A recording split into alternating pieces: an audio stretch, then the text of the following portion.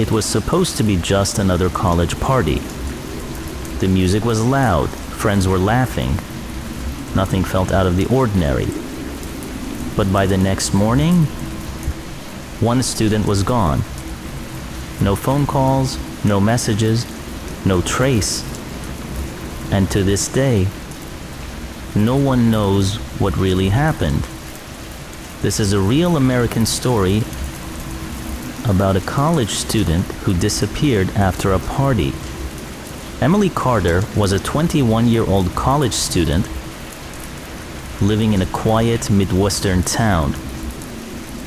The kind of town where everyone felt safe, where nights were calm and serious crime was rare.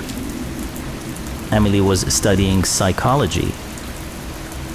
She was curious about people, about behavior, about the human mind. During the day, she attended her classes. In the evenings, she worked part-time at a small local cafe. The regular customers knew her. They described her as polite, soft-spoken, and dependable. Her friends often said Emily was responsible. She planned ahead. She followed routines, she wasn't impulsive, and she wasn't reckless. Emily wasn't the type to disappear. She always answered her phone. If she was running late, she would send a message. If she went somewhere new, she made sure someone knew. Most Friday nights, Emily stayed in her dorm, watching movies, studying, or calling her family. But that weekend, something was different. Earlier that week, a classmate mentioned a small off-campus party. Nothing big, nothing wild, just a few students, music, and a chance to relax after a long week. At first, Emily hesitated. She wasn't a party person, but her friends convinced her. They told her it would be safe, close to campus, and full of familiar faces. Emily finally agreed.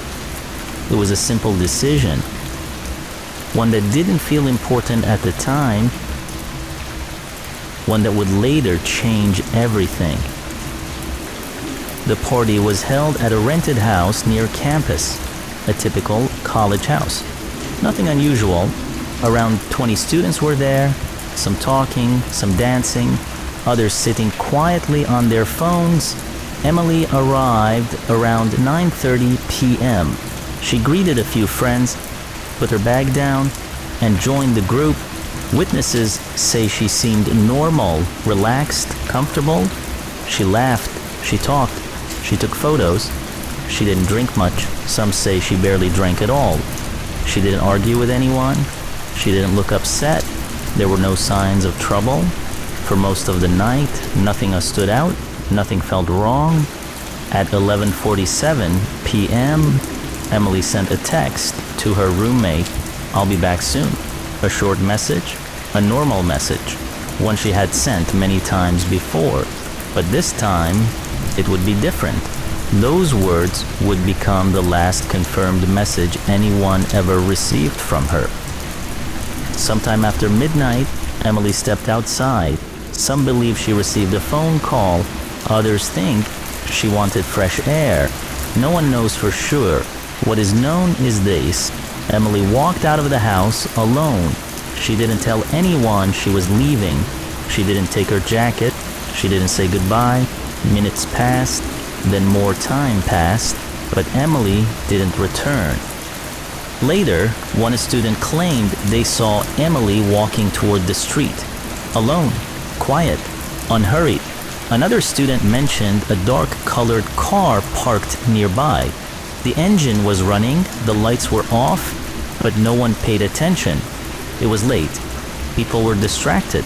Most assumed Emily had gone home or left with someone she trusted. By 2 a.m., the party ended. Students began leaving. The house grew quiet. Emily was not there.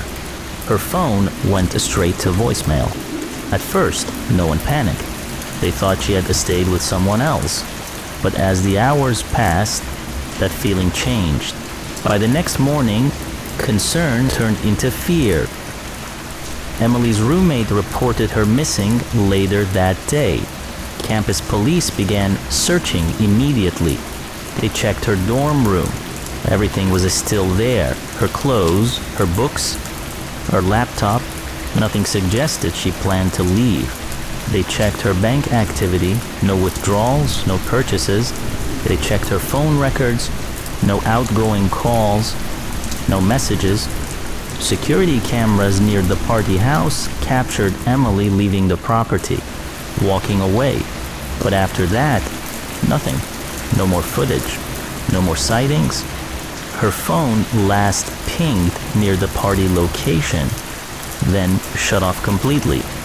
It was as if she vanished into thin air. Police interviewed everyone at the party. Friends, classmates, neighbors. No one admitted seeing anything suspicious. No arrests were made. No physical evidence was found. Some investigators believe Emily may have left voluntarily, but her family disagrees. They say she would never disappear without telling someone. Others believe someone followed her, and some believe the truth is much darker. Years have passed. Leads have gone cold, but questions remain. Somewhere, someone remembers that night clearly.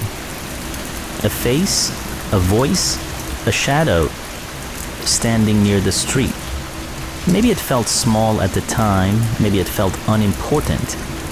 But sometimes, the smallest detail is the one that changes everything. For Emily's family, time didn't move forward. Birthdays came without her. Holidays passed with an empty chair at the table. Her room was left untouched for months. Her mother once said she still expected to hear the front door open, and Emily's voice calling out, "I'm home." But that sound never came. Investigators still received tips, occasional calls, rumors, sightings, each one raising hope, each one ending in silence. Was it random? Was it planned? Did someone watch her that night, waiting? Or did something happen in a single moment that spiraled out of control? The truth is, someone knows. And until that person speaks, this story remains unfinished. If you were there that night, if you remember something that didn't feel right, even now, years later, it might still matter. Because for Emily's family, this isn't just a mystery. It's a daughter, a sister, a life that paused at 11:47 p.m. and a question that still echoes into the dark. What really happened to Emily Carter?